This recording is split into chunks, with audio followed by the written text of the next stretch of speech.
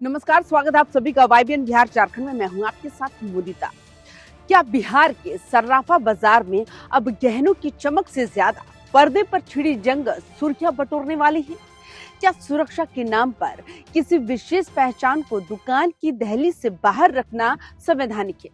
आज हम बात करेंगे उस फैसले की जिसने बिहार की सियासत और समाज को दो धड़ों में बांट दिया है।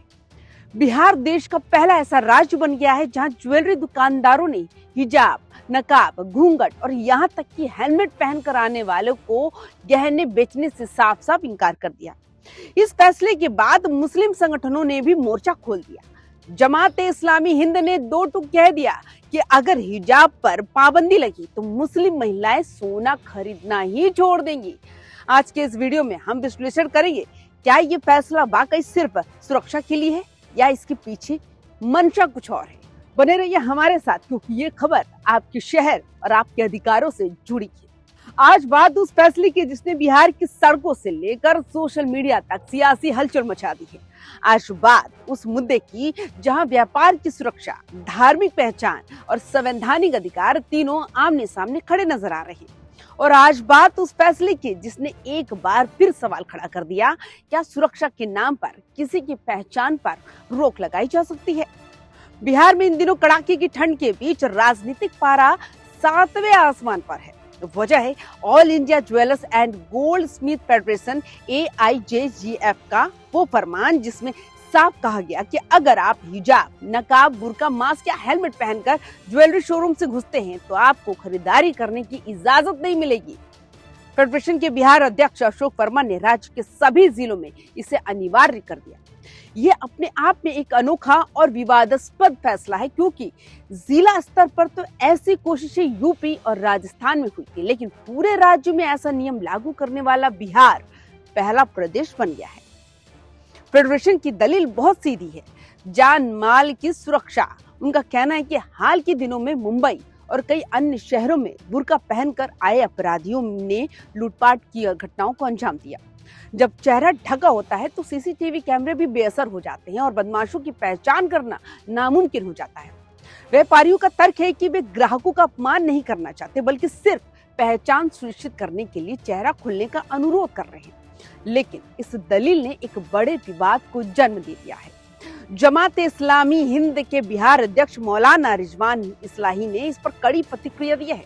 उन्होंने साफ कहा है कि इस्लाम में महिलाओं के लिए पर्दा एक अनिवार्य धार्मिक प्रावधान है और मुस्लिम महिलाएं अपने धार्मिक मूल्यों से समझौता नहीं करेंगी। मौलाना का तर्क है कि अगर व्यापारी सुरक्षा चाहते हैं तो वो पहचान के लिए चेहरा दिखाने का अनुरोध कर सकते हैं, लेकिन सीधे तौर पर खरीदारी से रोकना या हिजाब पर पाबंदी लगाना सीधे तौर पर एक समुदाय को निशाना बनाना है। उन्होंने चेतावनी दी है कि मेरे लहजे में कह दिया, अगर हिजाब वाली महिलाओं को रोका गया तो वे उन दुकानों को रुक ही नहीं करेंगी। मतलब हिजाब पहनने वाली मुस्लिम महिलाओं को ज्वेलरी खरीदने से रोका जाएगा तो वे सोना, चांदी या कोई भी आभूषण नहीं खरीदेंगी। ये विवाद अब सिर्फ व्यापारियों और संगठनों तक सीमित नहीं रहा। राष्ट्रीय जनता दल यानी RJD जैसे राजनीतिक पार्टियां भी इस पर हमलावर हैं। सवाल ये उठाया जा रहा है कि क्या अब दुकानदार ये तय करेंगे कि ग्राहक क्या पहन कर आएगा? क्या घूंघट निकालने वाले हिंदू महिलाएं या मास्क पहनने वाले बुजुर्गों को भी इसी नजरिए से देखा जाएगा? मौलाना रिजवान इस्लाही ने एक संतुलित लेकिन सख्त बयान देते हुए कहा कि व्यापार की सुरक्षा के लिहाज से अगर दुकानदार ग्राहकों से चेहरा खुला रखने का अनुरोध करते हैं तो इसमें कोई बुराई नहीं है, लेकिन हिजाब को सुरक्षा के खतरे के रूप में देखना गलत है। यहाँ एक बड़ा सवाल सुरक्षा बनाम व्यक्तिगत स्वतंत्रता का भी है। दुकानदार कहते हैं कि वे लुटेरों से डरे हुए हैं, वही समाज का एक वर्ग इसे भेदभाव मान रहा है। क्या पहचान के लिए बायोमेट्रिक या चेहरे की स्कैनिंग जैसे वैकल्पिक रास्तों पर विचार नहीं किया जा सकता था? या फिर क्या इस तरह के सामूहिक बैन से समाज में आपसी अविश्वास और बढ़ेगा?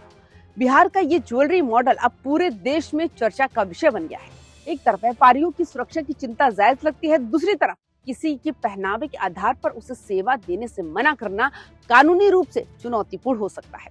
लेकिन यहीं पर बहस दो हिस्सों में बंट जाती है। एक तरफ व्यापारी है जो कहते हैं कि उनकी जान माल की सुरक्षा सबसे जरूरी है, दूसरी तरफ धार्मिक संगठन और नागरिक अधिकार कार्यकर्ता हैं जो सवाल उठा रहे हैं, क्या सुरक्षा का बोझ सिर्फ एक खास समुदाय पर डाला जा सकता है?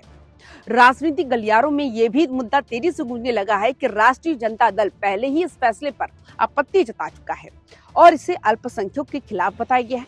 वही कांग्रेस और वाम दल भी इसे सामाजिक सौहार्द के लिए खतरा बता रहे हैं। सवाल ये भी उठ रहा है कि अगर सुरक्षा ही एकमात्र वजह है तो क्या ये नियम सिर्फ ज्वेलरी दुकानों तक सीमित रहेगी? क्या कल को मॉल, बैंक, अस्पताल और सरकारी दफ्तरों में इसी तरह की पाबंदी लगाई जाएगी? और अगर ऐसा हुआ तो क्या ये संविधान के अनुच्छेद 25 में दिए गए धार्मिक स्वतंत्रता के अधिकार से टकराव नहीं होगा? ये बहस अभी थमी नहीं है। आने वाले दिनों में ये मुद्दा और तेज होगा, बयान और पलटवार होंगे और शायद सड़क से लेकर अदालत तक इसकी गूंज सुनाई दे। आप इस पूरे मामले को कैसे देखते हैं? आपको क्या लगता है, क्या ज्वेलरी दुकानदारों का ये फैसला सुरक्षा के लिहाज से सही है या फिर पहचान सुनिश्चित करने के लिए कोई और तरीका अपनाया जाना चाहिए था? क्या हिजाब और नकाब पर यह पाबंदी बिहार के सामाजिक सौहार्द को प्रभावित करेगी? अपनी राय हमें कमेंट बॉक्स में जरूर बताएं। इस मुद्दे पर हो रही हर राजनीतिक हलचल और बड़े बयानों को जानने के लिए हमारे चैनल YBN बिहार झारखंड को अभी सब्सक्राइब करें, इस वीडियो को शेयर करें ताकि इस बहस में और भी लोग अपनी राय रख सकें। मिलते हैं अगले वीडियो में। नमस्कार।